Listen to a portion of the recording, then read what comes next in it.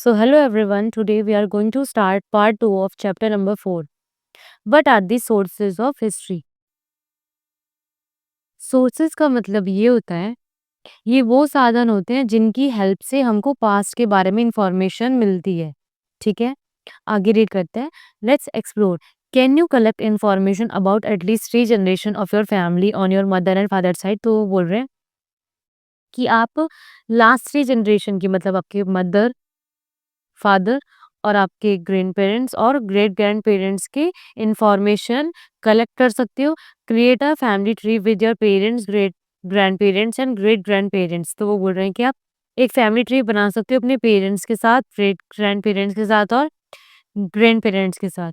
ठीक है, find out their names, what they did for their living. तो वो बोल रहे हैं कि आप उनका नाम पता करो, फाइंड आउट करो और वो क्या ऑक्यूपेशन करते थे अपनी लिविंग के लिए, वो भी फाइंड आउट करो और वो कहाँ पे बॉर्न हुए थे वो भी फाइंड आउट करो। And also write the sources where you get this information, और वो भी सोर्सेज लिखो कि आपको कहाँ से इन्फॉर्मेशन मिली इनके बारे में। ठीक है, तो आगे इस टेबल को फिल करते हैं। देखो, रिलेशन, नेम, ऑक्यूपेशन दिया है, प्लेस ऑफ बर्थ दिया है, सोर्सेज ऑफ इंफॉर्मेशन दिए हैं। ठीक है, तो हमको पैटर्नल साइड लिखना है अभी, अपने दादाजी की साइड मतलब। तो यहाँ पे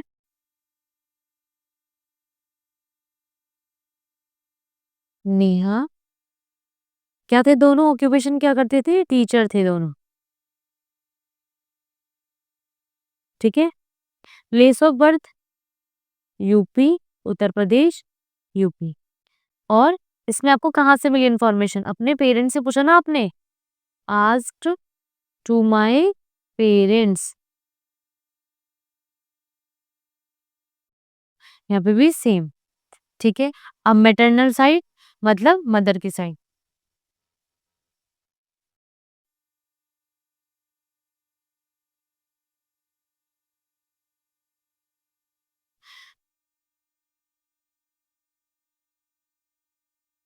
क्या ऑक्यूपेशन था, आर्मी में थे एंड जो नानी जी थी वो थी हाउसवाइफ।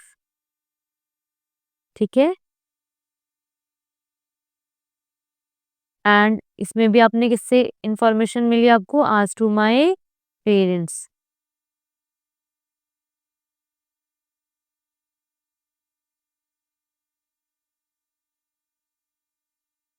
अब ग्रेट ग्रैंड पेरेंट्स के साइड,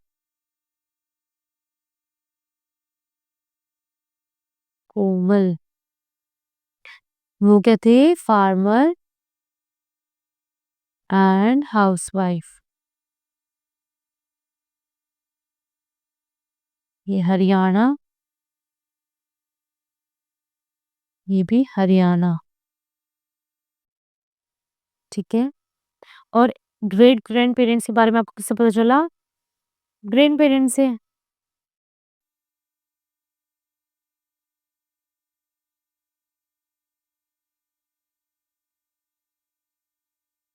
इसमें भी सेम।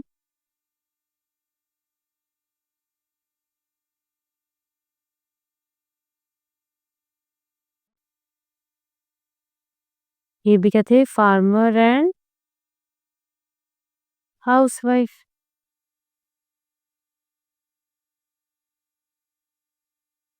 किससे थे, और ये यूपी से।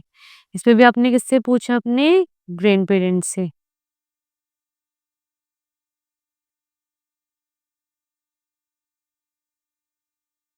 एंड इसमें भी आपने सेम पूछा था, होगा नीचे भी सेम ही होगा। How did you find details about your family past?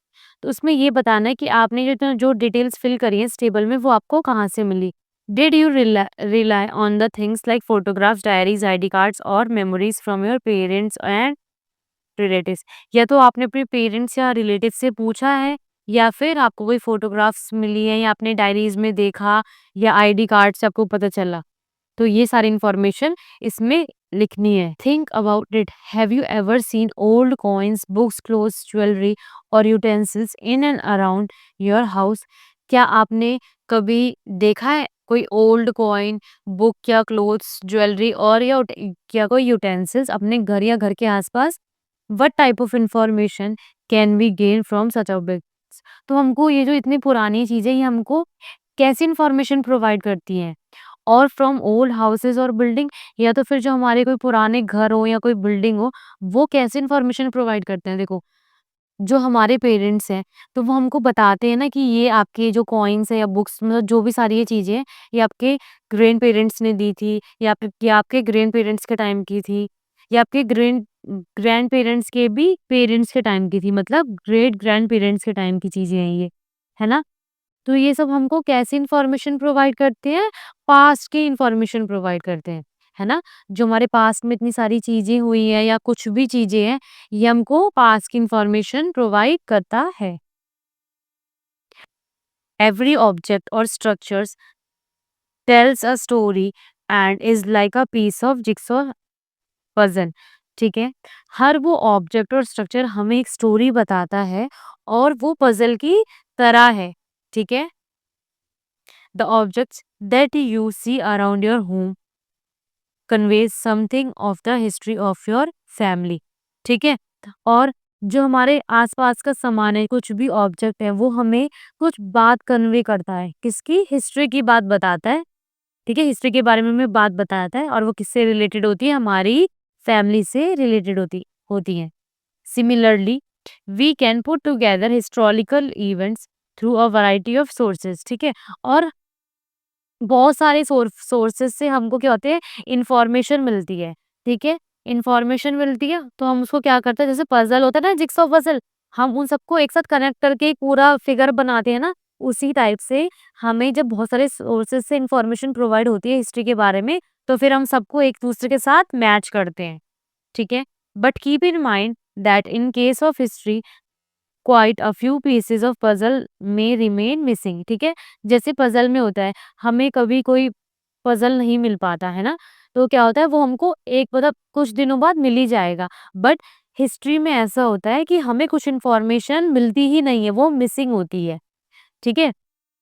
Observe the figure at the bottom of the page, it bring together the main sources of the history you do not need to, ठीक है? अभी जो नीचे हमें कुछ figures दी गई हैं, तो हमको उसमें देखना है कि कौन-कौन से सोर्सेज़ से हमको हिस्ट्री के बारे में पता चलता है। तो देखो यहाँ पे बहुत सारे सोर्सेज़ दिए गए हैं, जिससे हमको इन्फॉर्मेशन मिलती है हिस्ट्री के बारे में, ठीक है? तो हम आगे अपना नेक्स्ट रीड करते हैं। You do not need to remember them all. We will use some of them as we go along. तो हमको जो ये फिगर दी गई थी ऊपर, उसके बारे में हमको ऐसा सब कुछ याद नहीं करना, ठीक है? बट हमको इसके बारे में इंफॉर्मेशन होनी चाहिए ना, नॉलेज होनी चाहिए क्या-क्या चीज़ों से हमको क्या-क्या सोर्सेज़ हैं, ठीक है? हिस्ट्री के लिए। When historians study, say, king or queen of 15 years ago, an Asian monument or a war of some items trade, they take great care to gather information from many sources as they can find and consult, ठीक है? जो historian होते हैं, ठीक है? तो वो क्या करते हैं, अगर वो किसी भी इवेंट के बारे में पढ़ रहे होते हैं या लिख रहे होते हैं ना, तो वो कोशिश करते हैं जितना सोर्सेज से उनको इन्फॉर्मेशन मिलती है, उन सबको वो ज़्यादा से ज़्यादा कलेक्ट करते हैं, ठीक है? Sometimes the sources confirm each other, the jigsaw piece match. At other time, sources may give contradictory information. The jigsaw piece do not match, in which case they need to decide which source they can trust more. देखो, तो कभी-कभी क्या होता है, कभी-कभी जो information वो collect करते हैं, तो कभी-कभी तो वो मैच हो जाती है और कभी-कभी क्या होता है, कॉन्ट्राडिक्टरी होता है, मतलब वो कभी-कभी मैच नहीं होती, ठीक है? तो उस टाइम वो क्या करते हैं, जिस सोर्स पे उनको ज़्यादा ट्रस्ट होता है, उन्हीं उसी को क्या करते हैं, वो डिसाइड करते हैं। That is how they try to recreate the history of the period they are studying. तो ऐसे करके वो जिस समय के बारे में भी पढ़ रहे होते हैं, उसके पास्ट के इतिहास को वो लिखते हैं। Who contributes to all this sources of history. तो ये जो जितने भी सोर्सेज हैं, इनमें कौन कंट्रीब्यूट करता है? हिस्टोरियंस देमसेल्फ, ठीक है? हिस्टोरियन तो कंट्रीब्यूट करते ही हैं, ठीक है? क्योंकि हिस्टोरियन क्या कौन होते हैं? ऐसे लोग जो पास्ट के बारे में लिखते भी हैं और स्टडी भी करते हैं, ठीक है? But also archaeologist, epigraphist who study ancient inscriptions, ठीक है? anthropologists who study the human societies and their cultures, experts in literature and languages and some more, ठीक है? तो ये जो हिस्ट्री के सोर्सेज़ हैं, उसमें सबसे ज़्यादा कौन कंट्रीब्यूट करता है? हिस्टोरियन करते हैं। बट आर्कियोलॉजिस्ट, एंथ्रोपोलॉजिस्ट, एपिग्राफिस्ट, लिटरेचर, ठीक है, एक्सपर्ट इन लिटरेचर, ये सब भी कंट्रीब्यूट करते हैं, ठीक है? जिससे जिससे क्या हो? हिस्ट्री के सोर्सेज डेवलप हो। In addition, in the last 50 years or scientific studies have been contributing more and more to the recent reconstruction of the past. ठीक है? तो क्या हो रहा है? अब जो लास्ट 50 इयर्स हैं उससे साइंटिफिक डेवलपमेंट इतना हो गया है कि हम पास्ट को इतनी आसानी से पता कर सकते हैं। ठीक है? For example, study of Asian climates, chemical studies और of evacuated materials and studies of the genetics of an ancient people have been provided fresh insight with supplement in the more usual sources. ठीक है, जैसे अब जो chemical studies के through बता सकते हैं अब हम कि इसमें कौन सा मटेरियल है, ठीक है, कौन सा मटेरियल मिला हुआ है, कि ये कितने समय पुराना है और किस किस चीज से ये सब चीज बनी हुई है। जेनेटिक स्टडीज से बता सकते हैं कि एशियन पीपल के बारे में हम सब कुछ बता सकते हैं कि पास्ट में लोग कैसे थे, उनके बारे में जान सकते हैं। जेनेटिक्स वो होता है, क्या बोलते हैं, जैसे कोई बोलते हैं ना कि इसके पापा या इसकी मम्मी बिल्कुल इसी की तरह हैं, तो कहते हैं कुछ फीचर्स होते हैं पेरेंट्स के जो एक जनरेशन से दूसरी जनरेशन में ट्रांसफर होते हैं, ठीक है? And when historian studies recent histories which usually means the last 2 or 3 centuries. Another sources is newspaper. For the last few decades, electronic media, the internet, etc. are also consulted. तो पहले historian जब 200-300 साल पहले क्या करते थे, history के बारे में कैसे पता लगाते थे? न्यूज़पेपर की हेल्प से। बट अब की क्या-क्या चीज़ डेवलप हो चुकी है? इलेक्ट्रॉनिक मीडिया, है ना? लाइक जैसे कि टेलीविज़न हो गया, इंटरनेट से हम पता लगा सकते हैं कि हमारे लास्ट क्या-क्या हो चुका है हमारे पास्ट में, है ना? तो उससे हमें इन्फॉर्मेशन मिलती है। Let's explore, there are few images of different sources of history on the next page. हमें नेक्स्ट पेज में कुछ इमेजेस दी गई हैं, ठीक है? Who and what do you think the object show, तो हमको बताना है कि वो क्या शो कर रही हैं और वो क्या चीज़ है। Write down in boxes next to the images any information that you get from these object, तो हमको नीचे कुछ बॉक्सेस दिए होंगे गए होंगे, उसमें हमको इनकी इमेजेस की इन्फॉर्मेशन के बारे में लिखना है, ठीक है? जो हमको उनसे मिलती हैं। तो देखो हमको ये फर्स्ट इमेज दी गई है, ये क्या है? कॉइन है। क्या है? कॉइन है, किसका? समुद्रगुप्ता का।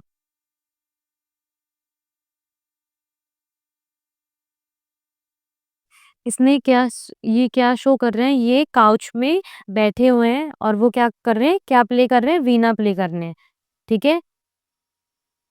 अब नेक्स्ट रीड करते हैं नीचे।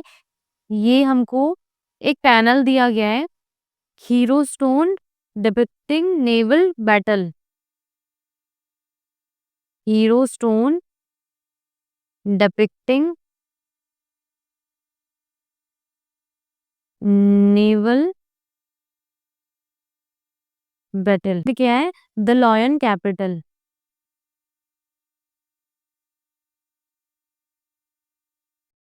ठीक है? It was adopted as the national emblem of India, ठीक है? इसमें क्या है? 4 लायंस दिए गए हैं, वो किसके ऊपर सीटेड है? सर्कुलर अबैकस के ऊपर में, है ना? बैक टू बैक सीटेड है ना ये lion. The beginnings of human history, तो इसमें क्या रीड करेंगे हम कि मानव इतिहास की शुरुआत कैसे हुई और कब हुई, ठीक है? Modern humans, homo sapiens have walked the planet for about 3 lakh years ago. तो जो तो ये जो होमो सेपियंस मतलब मॉडर्न ह्यूमंस को होमो सेपियंस बोला जाता था पहले, वो कब आए प्लैनेट में? 3 लाख साल पहले, ठीक है? This appears to be a very long time, ठीक है? तो हमने देखा कि ये क्या बोलते हैं, बहुत लंबा समय माना जाता है। Yet it is only a tiny fraction of the earth history, but हमने देखा था कि अर्थ कितने साल पुराना है उसके हिसाब से तो ये बहुत छोटा सा पार्ट है, ठीक है? Let us have quickly look at our early history, तो हम देख लेते हैं कि ह्यूमन की हिस्ट्री पहले कैसी थी। Let's explore in the above picture, look at some activities of the early humans in the rock shelter. Which one can you recognize? Give a brief description for each. ठीक है? पहले के लोग पत्थर के घर बना के रहते थे, ठीक है? गुफा में रहते थे, जिसे हम रॉक शेल्टर कहते हैं, ठीक है? और वो बहुत सारी एक्टिविटी करते थे। देखो हम देखते हैं कि इसमें क्या-क्या कर रहे हैं वो लोग। देखो, यहाँ पे कोई डेड एनिमल है, उसकी स्किन निकाल रहे हैं, कोई आग जला रहा है, कोई पिक्चर्स बना रहा है। देखो यहाँ पे कोई स्टोन के टूल्स बना रहा है। तो आपको जो-जो भी इस पिक्चर में दिखता है वो आपको यहाँ पे बताना है। Early humans faced many challenges for nature and lived in bands or group to help each other. जो पहले के ह्यूमन्स थे, है ना? तो वो क्या करते थे, उन्होंने बहुत सारे चैलेंजेस फेस करे हैं नेचर नेचर से, ठीक है? और वो सब क्या करते थे, वो सब एक साथ ग्रुप्स में रहते थे ताकि वो एक-दूसरे की हेल्प कर सकें अगर कुछ भी प्रॉब्लम हो तो। They were constantly seeking shelter and food and were mainly hunters and gatherers. ठीक है, वो खाने की तलाश में इधर-उधर भटकते रहते थे, इसलिए उनको हंटर्स और गैदरर्स कहा जाता है। This means that they relied on hunting and collecting edible plants and fruits for their survival. तो क्या करते थे वो, पहले जो एनिमल्स होते थे उनका शिकार करते थे और प्लांट से क्या करते थे, फ्रूट्स ढूंढते थे ताकि वो खाना खा के जी सके। ठीक है? Our early ancestors also had a certain beliefs that the natural element and possibly also some notion of afterlife. जो हमारे पूर्वज थे उनका ये भी मानना है कि डेथ के बाद भी कोई दूसरा जीवन होता है। These groups lived in temporary camps, rock shelters or caves and communicated with each other using languages that are now lost. ठीक है, ये जो लोग थे पहले के ग्रुप्स में रहते थे और कहाँ पे रहते थे, टेम्परेरी कैंप्स में रहते थे, ठीक है, और केव्स में रहते थे। और जिस लैंग्वेज का ये यूज करते थे पहले, अब वो है ही नहीं, ठीक है, वो लॉस्ट हो चुकी है। They used fire and started making objects that made their life easier. तो उन्होंने आग जलाना सीखा और उन्होंने बहुत सारी चीज सीखी जिससे उनकी लाइफ क्या हो गई, ईजियर हो गई।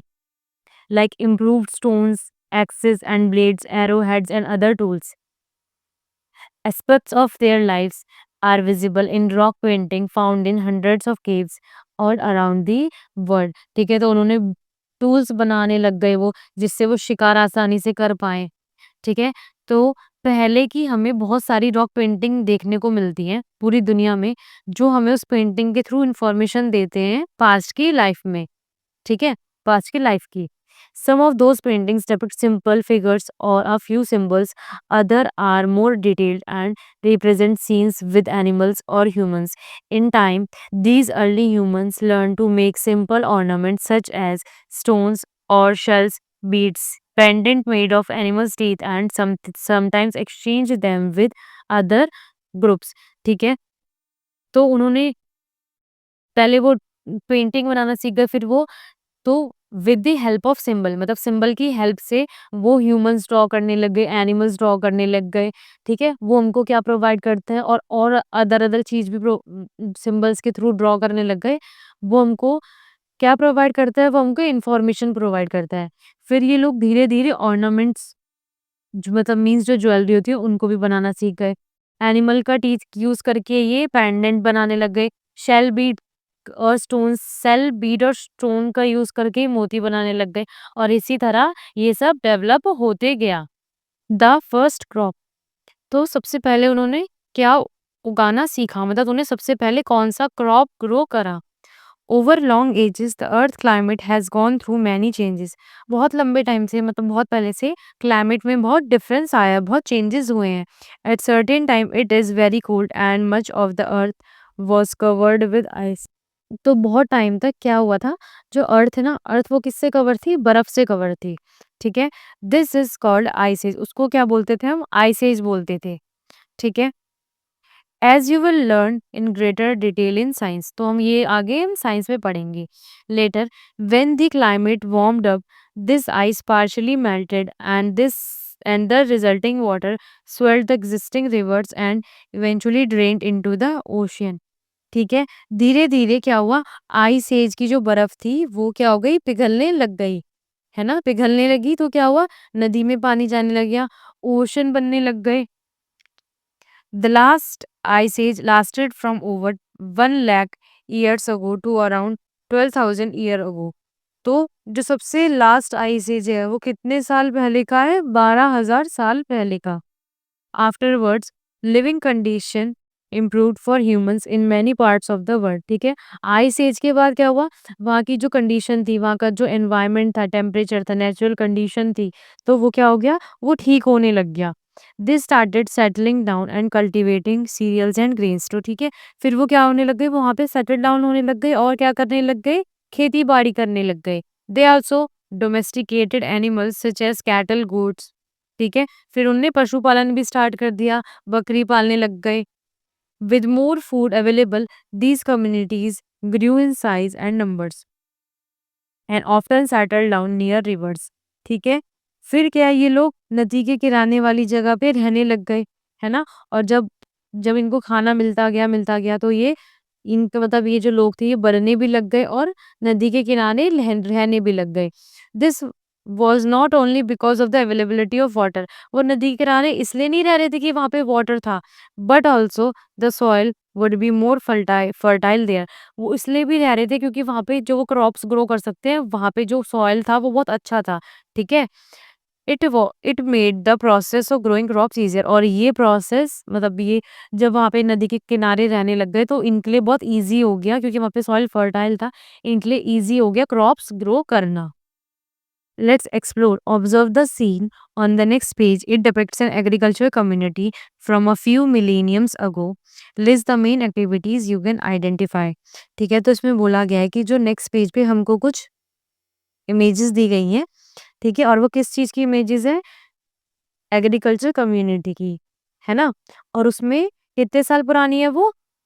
हज़ारों साल पुरानी है। List the main activities you can identify. तो उसमें क्या-क्या आप आइडेंटिफाई कर सकते हो, वो सारी एक्टिविटीज़ एक्टिविटीज़ आप बता दो। तो जैसे कि आप इस पिक्चर में देख सकते हैं, यहाँ पे क्या-क्या हो रहा है? एनिमल रियरिंग हो रही है, कोई एग्रीकल्चर कर रहा है, कोई खाना बना रहा है ना? और वो बच्चे उधर खेल रहे हैं। Think about it, both in the earlier picture of rock shelter and in this one, men and women are given certain roles. तो आपने जो लास्ट की 2 इमेजेस थी, उसमें हमने देखा होगा कि मेन कुछ और काम कर रहे हैं और वुमेन कुछ और काम कर रही है ना? While they may appear to be natural, that are not necessarily correct and do not cover all situations, है ना? तो क्या ऐसे भी हो सकता है ना कि जो हम सोच रहे हैं ऐसा कुछ होना, है ना? कि मेन यही काम करते हैं और वुमेन भी यही काम करता है, लेकिन ऐसा ज़रूरी नहीं है। For instance in rock shelter women may helped prepare colours for painting the rock or may have done some of the painting. तो इसमें जो ये रॉक शेल्टर था, क्या पता वुमेन ने हेल्प करा हो कलर मतलब जो ये पेंटिंग करते हैं, क्या पता वुमेन ने पेंट करी हो या उनके साथ हेल्प करा हो या कलर रेडी करने में हेल्प करा हो। In both scene men may have done some of the cooking or may have helped to take care of children। ऐसा भी तो हो सकता है कि क्या बोलते हैं मेन ने वुमेन के साथ कुकिंग में हेल्प करी हो या चिल्ड्रन की देखभाल करने के लिए जो टेक केयर करने के लिए उनकी हेल्प करी हो। ठीक है, keeping in mind that we have only limited information, think about such roles and situation and discuss in class. तो देखो हमें क्या होता है लिमिटेड इन्फॉर्मेशन ही मिलती है, उसी के थ्रू हम क्या करते हैं हिस्ट्री को क्रिएट करने की कोशिश करते हैं और समझने की कोशिश भी करते हैं। As community grew, so did their social complexity. Leaders or chieftains were responsible for the well-being of the people and everyone collectively worked towards the community welfare। तो ठीक है, जैसे-जैसे लोगों की कम्युनिटी बढ़ने लगी, तो इनको ज़रूरत महसूस होने लगी कि हमारे ग्रुप का कोई लीडर होना चाहिए। तो ठीक है, तो लीडर बनाया गया उनको उसको क्या बोलते थे? चीफ्टेंस बोलते थे। ठीक है? इनका रोल ये था कि ये सभी मिलके एक-दूसरे की हेल्प कर सकें। ठीक है?